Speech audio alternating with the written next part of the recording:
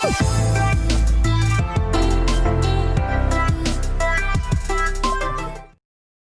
बच्चों, मैं धीरज कुमार साहू, भौतिक ज्ञान प्रवक्ता।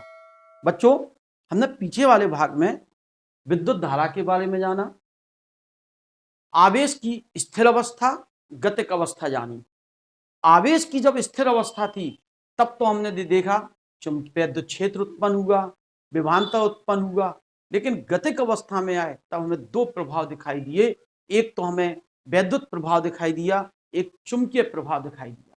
तो अब हम आवेश की गतिक अवस्था के चुंबकीय प्रभाव की ओर पहुंचते हैं। आपको ध्यान हो तो पहले ही चैप्टर में बताया था कि ESU पद्धति, EMU पद्धति, दो पद्धतियां जानी थी आवेश के मात्रक की।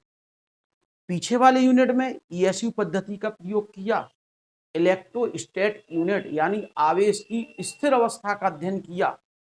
स्थिर अवस्था के बाद हम गतिक अवस्था में आए, विद्युत धारा प्रवाह दिखाया, हमने विद्युत धाराओं का संतुलन जाना और साथ साथ विभवांतर के बारे में भी पढ़ा। जब किसी तार में विद्युत धारा प्रवाहित होती है तो उसके चारों ओर चुंबकीय क्षेत्र उत्पन्न भी होता है। तो चुंबकीय क्षेत्र के बारे में जानेंगे, यानी जब आवेश गति करता है तो एक वैद्युत प्रभाव डालता है, चुंबकीय प्रभाव। अब हम चलते हैं चुंबकीय प्रभाव की ओर, जिसे हम कहें चुंबक यूनिट पढ़ने जा रहे हैं। चुंबक, चुंबक क्या है, कैसे काम करती है, इस सब को इस यूनिट में पढ़ेंगे। कहाँ कहाँ से हमें चुंबक प्राप्त हुई, कौन कौन से प्रभाव होंगे, इन सब के बारे में इस यूनिट में जानेंगे। बड़ी अच्छी यूनिट है, बड़ी यूनिट है, साथ साथ मीन्स तैयार बहुत अच्छी तरह करना है आपको। ठीक, चलिए देखते हैं। सबसे पहले हम यूनिट की बात कर लें।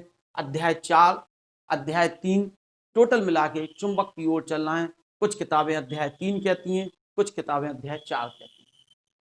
3 ऐसे कहा जाएगा, पहले में आवेश की स्थिर अवस्था, दूसरे में आवेश की गतिक अवस्था के कारण विद्युत प्रभाव, और तीसरे में आ जाएंगे अपन आवेश की गतिक अवस्था के कारण चुंबकीय प्रभाव। समझे बात? और अगर हम चौथी यूनिट लिखते हैं तो हम पहली वाली यूनिट को दो भागों में बांट देते हैं, एक में क्षेत्र प्रभाव पढ़ते हैं, एक में विभवांतर प्रभाव पढ़ते हैं, दो यूनिट। तीसरी आवेश की गतिक अवस्था की अगर विद्युत धारा प्रभाव हो जाएगा, और चौथी यूनिट। तो इस पर कंफ्यूजन होने की आवश्यकता नहीं है कि हम कौन सा चैप्टर पढ़ रहे हैं। टॉपिक से जाने कि हमें क्या टॉपिक पढ़ना है, किसके बारे में पढ़ रहे हैं, इसलिए इस बात पर बहस करने की आवश्यकता नहीं कि यह चैप्टर अध्याय 3 है, अध्याय 4 है, अध्याय 5 है। इन सब बातों से कोई समस्या। हेडिंग जरूर जाने, विद्युत धारा का चुंबकीय प्रभाव। जब किसी तार में विद्युत धारा होगी तो चुंबकीय प्रभाव क्या होगा, उससे पहले हम जान लें चुंबकीय क्षेत्र।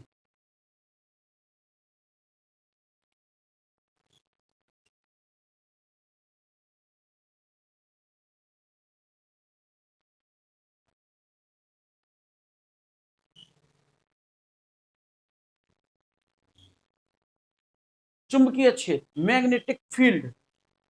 चुंबकीय क्षेत्र क्या होता है?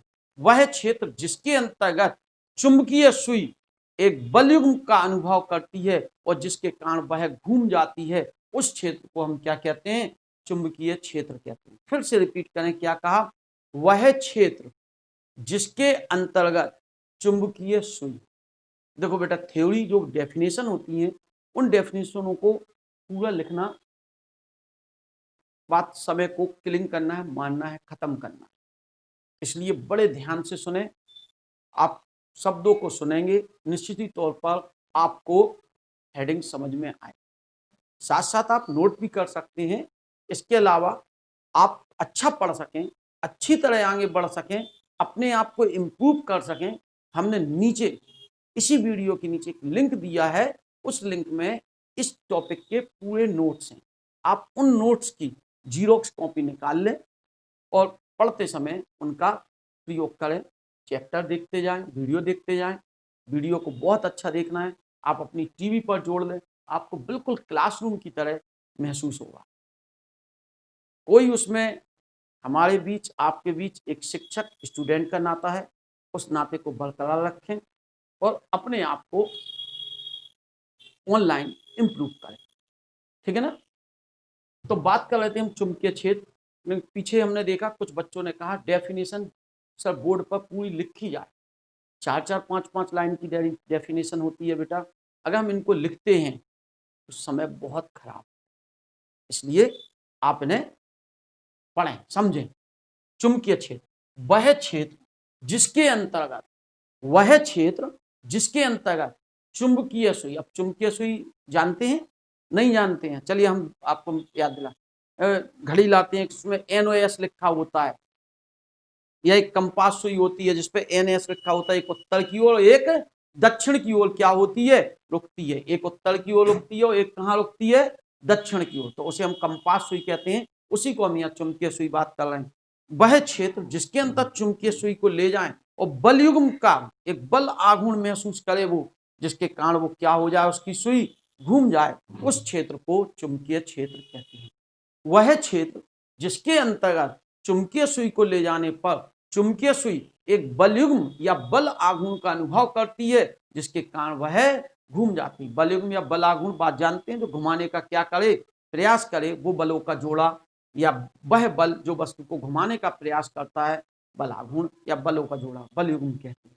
ठीक है, तो क्या कही परिभाषा, एक बार फिर से रिपीट करते हैं, 2 बार की जगह डेफिनेशन 3 बार 4 बार हम आपको रिपीट करेंगे, लिखने की आवश्यकता नहीं होगी। अगर आप बड़े ध्यान से सुनते हैं, निश्चित ही तौर पर आपको एक एक शब्द समझ में आएगा।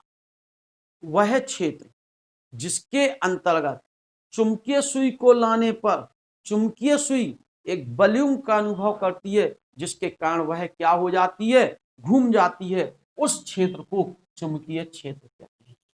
मैग्नेट फील्ड वह फील्ड है जिसके अंतर्गत कंपास सुई मींस कंपास निडल को हम यानी चुंबकीय सुई को मैग्नेट निडल को हम लाएं और मैग्नेट निडल जो क्या है, टॉ बल युग्म का क्या करे, एक्सपीरियंस करे, और जिसके कारण वह क्या हो जाए, रोटेट हो जाए, वह घूम जाए, उस क्षेत्र को क्या कहते हैं, चुंबकीय क्षेत्र कहते हैं। अब जानते हैं हम अगली बात की ओर, ओरस्टेड का प्रयोग। किसका, ओरस्टेड का प्रयोग जान रहे हैं हम, ओरस्टेड का प्रयोग, एक्सपेरिमेंट ऑफ ओरस्टेड। ओरस्टेड एक वैज्ञानिक हैं, इन्होंने चुंबकीय क्षेत्र के बारे में सर्वप्रथम अध्ययन किया। ओरस्टेड मींस एक वैज्ञानिक हैं,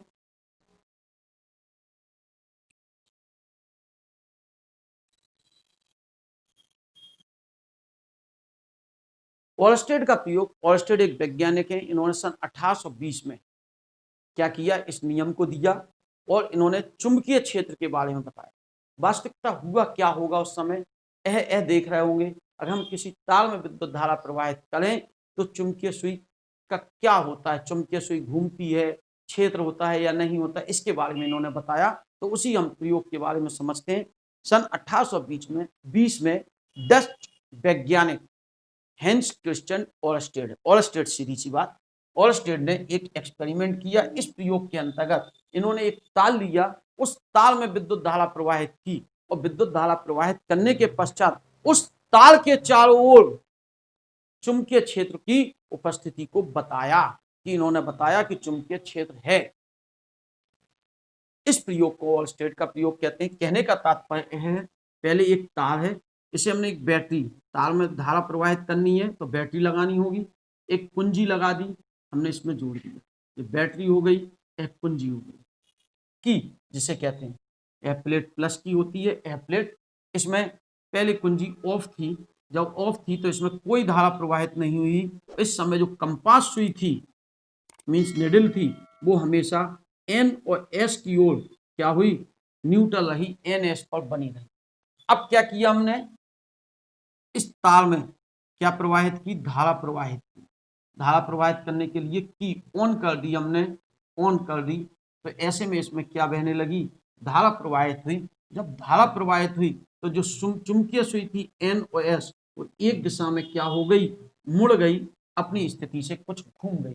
पहले स्थिति इसकी यह थी, अब घूम के ये कुछ दिशा में घूम गई और रुक गई। इसका मतलब इस तार की चारों ओर चुंबकीय क्षेत्र है।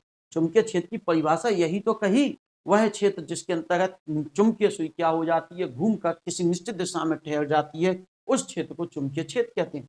तो तीसरे बात में अगर हम बात करें, इन्होंने जब कहा कि अगर हम इस दिशा को, धारा की दिशा को क्या कर दें, बदल दें, है तो ऑन है कुंजी के, लेकिन दिशा बदल दी, अब धारा इस तरह से प्रवाहित हो रही है, तो जो चुंबकीय सुई थी एन और एस वो दूसरी दिशा में मुड़ गई, पहले ऐसी थी, अब इस दिशा में क्या हो गई, मुड़ गई।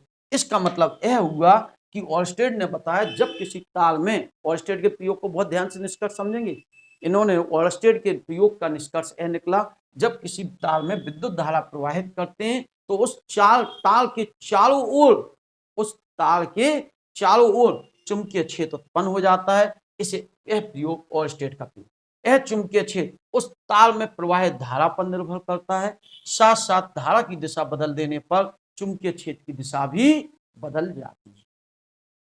बात क्लियर हुई। लेकिन ऑलस्टेड यह नहीं बता पाए कि इस पर कितना चुंबकीय क्षेत्र उत्पन्न होगा, किस स्थान पर कितना चुंबकीय क्षेत्र होगा, कितना चुंबकीय क्षेत्र होगा, तार के पास ज्यादा होगा कम होगा कितना होगा, उसकी वैल्यू कैसे निकालेंगे, उसके लिए प्रयोग किया बायो-सेवर्ट का नियम।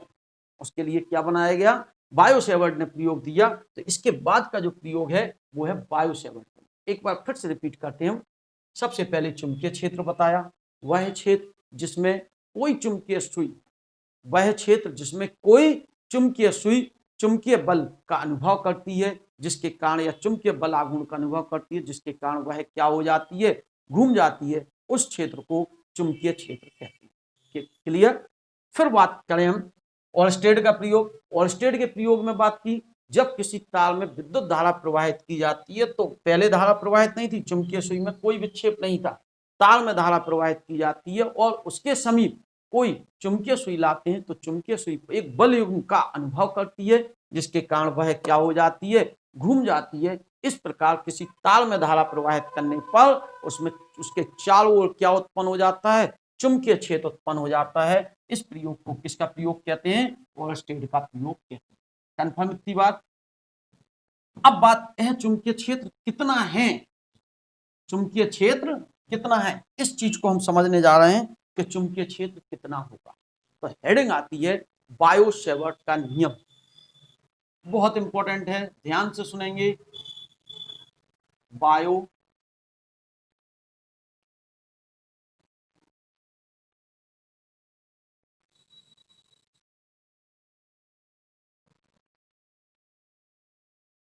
बायो-सेवर्ट का नियम, किसका नियम चाह रहे हैं हम,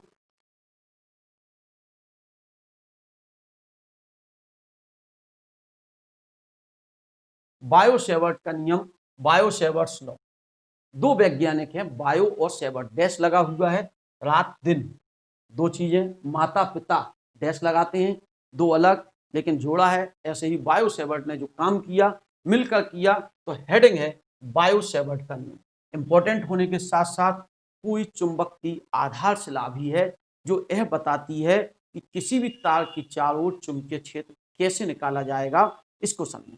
बायो-सेवर्ट नामक वैज्ञानिक ने एक प्रयोग किया, इस प्रयोग में इन्होंने अल्पांश लंबाई, कैसी लंबाई, अल्पांश लंबाई, डेल्टा एल कह दी हमने, अल्पांश लंबाई का एक चालक तार लिया। चालक तार माने जिसमें क्या प्रवाहित हो रही है, विद्युत धारा। बड़ा तार नहीं लिया, अल्पांश छोटे सा तार लिया, छोटे से खंड के कारण। बायो-सेवर्ट नामक वैज्ञानिक ने अल्पांश, डेल्टा एल क्या है,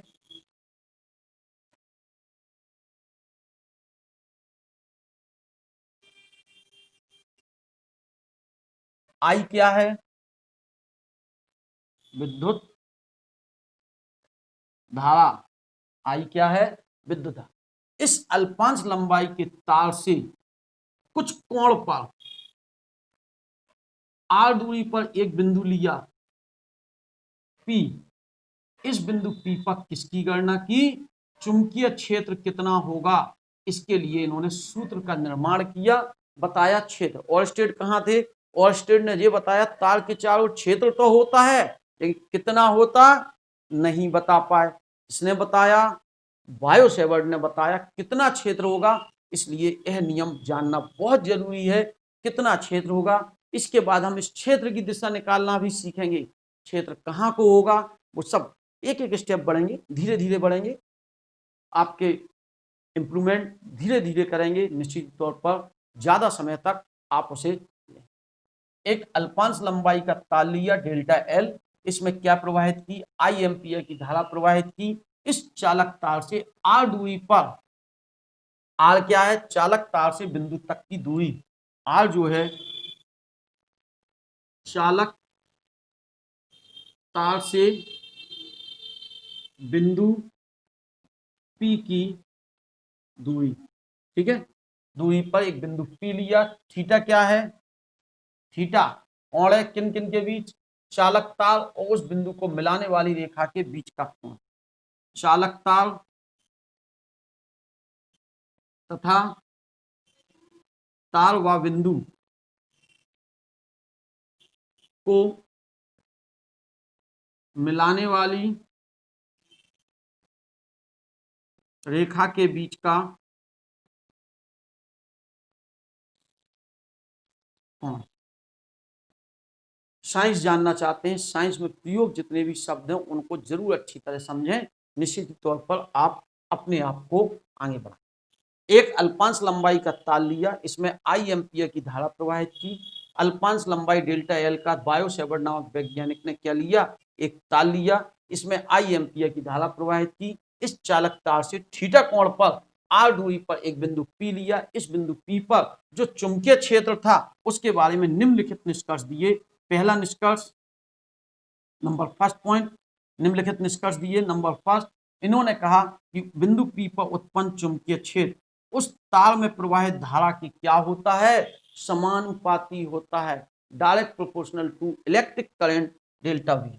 यानी जो बिंदु पी पर चुंबकीय क्षेत्र है वो किस पर निर्भर करता है, एक्सपेरिमेंट किया, धारा बढ़ाई होगी, घटाई होगी, फिर कम ज्यादा कई बार की होगी, तो यहाँ क्षेत्र बदला, सुई के हिलने की दिशा को क्या हुआ, मापा, तो उससे इन्होंने बताया कि किसी भी बिंदु पर उत्पन्न अल्पांश लंबाई के धारावाही तार के कारण किसी बिंदु पर उत्पन्न चुंबकीय क्षेत्र निम्नलिखित बातों पर निर्भर करता है। पहली बात, बिंदु पी पर उत्पन्न चुंबकीय क्षेत्र तार में प्रवाहित धारा आई के क्या होता है, समानुपाती होता है। दूसरी बात, यही चुंबकीय क्षेत्र इस तार की अल्पांश लंबाई के क्या होता है, समानुपाती होता है। यह लंबाई उन्होंने बढ़ाई घटाई तो देखा यह क्षेत्र का मान क्या हुआ, बदला, तो इन्होंने कहा कि यह जो चुंबकीय क्षेत्र है इस लंबाई के बढ़ाने घटाने पर बदलता है, बढ़ाने पर बढ़ता है, घटाने पर घटता है। यानी delta B is direct proportional to delta L. हम लंबाई बढ़ाते जाएंगे, बिंदु पी पर क्षेत्र बढ़ता जाएगा, लंबाई कम करेंगे, बिंदु पी पर चुंबकीय क्षेत्र कम होगा, ध्यान रखेंगे। इसके बाद तीसरी बात, यही जो बिंदु पी पर चुंबकीय क्षेत्र है उस चालक तार और उस बिंदु को मिलाने वाली रेखा के बीच के कोण की ज्या के क्या होता है, समानुपाती होता है। बीच के कोण की ज्या के क्या होता है, समानुपाती होता है। ध्यान रखने वाली बात है, सबसे बड़ी बात, बायो सेवर्ट नामक वैज्ञानिक ने तीन बातें तो ये स्पष्ट बताई, चार बातें बताई, अभी आगे चलते हैं। पहली धारा के समानुपाती हो गया, दूसरी अल्पांश लंबाई के समानुपाती, और चालक तार और उस बिंदु को मिलाने वाली रेखा, चालक तार तथा उस बिंदु को मिलाने वाली रेखा के क्या हुआ कि कोण के ज्या के क्या हो गया, समानुपाती हो गया। इस प्रकार से ये चीज हम समझ। अब बात करें चौथी बात, डेल्टा बी व्युत्क्रमानुपाती 1/r²। यह चार बातें बायो सेवर्ट ने कहा। r² माने उस चालक तार और उस बिंदु के बीच की दूरी के वर्ग के क्या होता है, व्युत्क्रमानुपाती। पूरी बातें रिपीट करें हम एक बार। बायो सेवर्ट नामक वैज्ञानिक ने अल्पांश खंड डेल्टा एल लंबाई के धारावाही तार आई एम्पियर की धारा के कारण किसी बिंदु पर यानी थीटा कोण पर आर दूरी पर बिंदु है, बिंदु पी पर चुंबकीय क्षेत्र के लिए सूत्र की स्थापना की। सूत्र बताया, इन्होंने बताया यह चुंबकीय क्षेत्र निम्नलिखित बातों पर निर्भर करता है। नंबर पहली बात, चुंबकीय क्षेत्र तार में प्रवाहित धारा की क्या होता है, समानुपाती होता है। नंबर दूसरी बात, यह चुंबकीय क्षेत्र अल्पांश लंबाई डेल्टा एल के समानुपाती होता है। तीसरी बात, यह चुंबकीय क्षेत्र उस चालक तार और उस बिंदु को मिलाने वाले कोण की ज्या, कोण की ज्या, साइन मीन्स ज्या बोलते हैं, कोण की ज्या साइन थीटा के समानुपाती होता है। और उस चालक तार से उस बिंदु तक की दूरी के वर्ग के क्या होता है, व्युत्क्रमानुपाती होता है। अगर हम इन समीकरणों को मिश्रित कर दें, समीकरण 1 2 3 4 उपर्युक्त सभी समीकरणों को मिश्रित करने पर, मिश्रित करें जरा, मिश्रित करने पर किन्हें मिश्रित करेंगे, ऊपर वाले चारों पॉइंटों को हम क्या कर रहे हैं, मिश्रित करें तो क्या मिलता है, डेल्टा बी समानुपाती I delta L sine theta upon R square. निश्चित ही समानुपाती हटाएंगे, एक नियतांक आना चाहिए। यहाँ जो नियतांक बना उसे समझे हम, बी बराबर म्यू 0/4 लिखा गया I delta L sine theta upon R square. यहाँ पर जैसे ये लग रहा है कि हमें रटने वाली स्थिति हो रही है, ऐसा ही विद्युत में भी हमने 1/4πε0 रखा था। इनके गुणों को रिप्रेजेंट करेंगे। आगे जब हम चुंबकत्व पढ़ेंगे, द्रव एवं चुंबकत्व, तब इस चीज को हम समझेंगे कि इनमें संबंध भी है। म्यू 0 जो है वो यहाँ सही आया, तो म्यू 0 इसे नियतांक कहा गया, जहां म्यू 0 क्या है, निर्वात की चुंबकशीलता, निर्वात की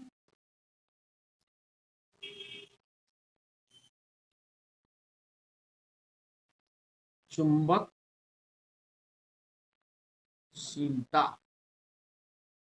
निर्वात की कौन सी, चुंबकशीलता। क्या कहा, परमिलिबिलिटी, क्या कहा, परमिलिबिलिटी होती है चुंबकशीलता ऑफ वैक्यूम। क्या है, परमिबिलिटी ऑफ वैक्यूम, निर्वात की चुंबकशीलता। ये क्या है, निर्वात की क्या है, चुंबकशीलता है। ध्यान रखेंगे इस बात को। इसका मान भी हमें बात करें तो इसका मान होता म्यू 0 बराबर 4π10⁻⁷, 4π10⁻⁷, और मात्रक आएगा न्यूटन प्रति एम्पियर स्क्वायर। आगे हम जानेंगे कैसे आएगा, क्या आएगा, इन सब के मात्रक रख देंगे, हमें मान पता है। क्योंकि बी का मात्रक हमारे पास लॉरेंज के नियम से निकाला गया, इसलिए यहाँ ऐसा है कि अभी आपको ध्यान रखने की जरूरत है, इसका मात्रक न्यूटन प्रति एम्पियर स्क्वायर होता है। क्लियर है ना इतनी बात। फिर से एक बार रिपीट कर दें, बायो सेवर्ट का नियम क्या कहा, किसी अल्पांश लंबाई, ओरस्टेड ने क्या बताया था, किसी तार में धारा प्रवाहित करते हैं तो उसके चारों ओर क्या उत्पन्न हो जाता है, चुंबकीय क्षेत्र उत्पन्न हो जाता है। लेकिन बायो सेवर्ट ने क्या बताया, अगर हम धारा प्रवाहित करें तो उसके चारों ओर उत्पन्न चुंबकीय क्षेत्र कितना होगा, उसके लिए सूत्र इन्होंने कहा, अल्पांश लंबाई का तार लिया डेल्टा एल, इसमें आई एम्पियर की धारा प्रवाहित की आई, इससे आर दूरी पर बिंदु है पी, कितने कोण पर, चालक से थीटा कोण पर बिंदु है पी। तो इस बिंदु पी पर चुंबकीय क्षेत्र निम्नलिखित चार बातों पर निर्भर करेगा। बिंदु पी पर उत्पन्न चुंबकीय क्षेत्र तार में प्रवाहित धारा के समानुपाती, बिंदु पी पर उत्पन्न चुंबकीय क्षेत्र अल्पांश लंबाई के समानुपाती, बिंदु पी पर उत्पन्न चुंबकीय क्षेत्र चालक और उस बिंदु को मिलाने वाली रेखा की ज्या के समानुपाती, और उस चालक से उस बिंदु तक की दूरी के वर्ग के क्या होता है, व्युत्क्रमानुपाती होता है। इन सब कथनों को मिश्रित कर दिया। इस कथन को हम बायो सेवर्ट का क्या कहते हैं, नियम कहते हैं। यही बायो सेवर्ट का क्या है, नियम। अब थोड़ी सी बात और जाने, बायो सेवर्ट के नियम को अगर हमें वेक्टर रूप में लिखना है, कौन से रूप में लिखना है, वेक्टर रूप में, हम इसे DL भी लिख सकते हैं। तो वेक्टर रूप में लिखें, डेल्टा V वेक्टर बराबर म्यू 0/4 अपनी जगह है, आई अपनी अदिश राशि है, यह सब सदिश है, डेल्टा एल लंबाई, delta L vector into R vector into sine theta upon कितना, आर की, यह लिखा है वेक्टर रूप में। जहां आर वेक्टर बराबर हम क्या लिखेंगे, R upon R cap, R cap upon R. R vector बराबर हम लिख सकते हैं, सॉरी गलत बोल गए हम, आर इंटू आर कैप। जब हम यह रख देंगे तो निश्चित ही आर से आर कट जाएगा, आर स्क्वायर आ जाएगा, वहीं के वहीं पहुंच जाएंगे हम कि नहीं। इसको लिख सकते हैं, साइन थीटा लिखने की जरूरत नहीं है, क्रॉस तो आ ही गया, इसी का मतलब तो delta L are into sine theta हो जाएगा। नहीं आई बात समझ, चलिए हम फिर से ऐसे वेक्टर हटाएं तो क्या बनेगा, म्यू 0/4 आई आएगा delta L R sine theta upon R की, यह कट के लिख लो, वही प्राप्त हो गया। तो इसे वेक्टर रूप में कहीं लिखना हो तो हम इस तरह से इसे क्या कर सकते हैं, लिख सकते हैं। वेक्टर रूप में लिखा है, यह सामान्य रूप में। अब हम जानते हैं म्यू 0 एप्सिलॉन 0 में संबंध। म्यू 0 एप्सिलॉन जीरो में संबंध जानेंगे। अगले भाग में हम म्यू जीरो हमें यहाँ मिला, परमिटिविटी ऑफ वैक्यूम और permittivity of vacuum epsilon zero होता है, इनके बीच हमें क्या चाहिए संबंध। एक चीज और हम जान लें, कहीं कहीं म्यू 0.4 पाई का मान रखना होगा, 10⁻⁷ न्यूटन प्रति एम्पियर इसको रख देंगे। सवालों में डायरेक्ट मान रखने के लिए मिलेगा तो हम इनके मान रख देंगे। अगले वीडियो में हम म्यू जीरो का मात्रक, विमा और म्यू जीरो एप्सिलॉन जीरो में संबंध जानेंगे। साथ साथ उसके आगे के वीडियो में इस क्षेत्र की दिशा, चुंबकीय क्षेत्र की दिशा भी निकालेंगे। बायो-सेवर्ट के नियम को तैयार करें। मिलते हैं नेक्स्ट वीडियो में, तब तक के लिए नमस्कार। Okay, thank you.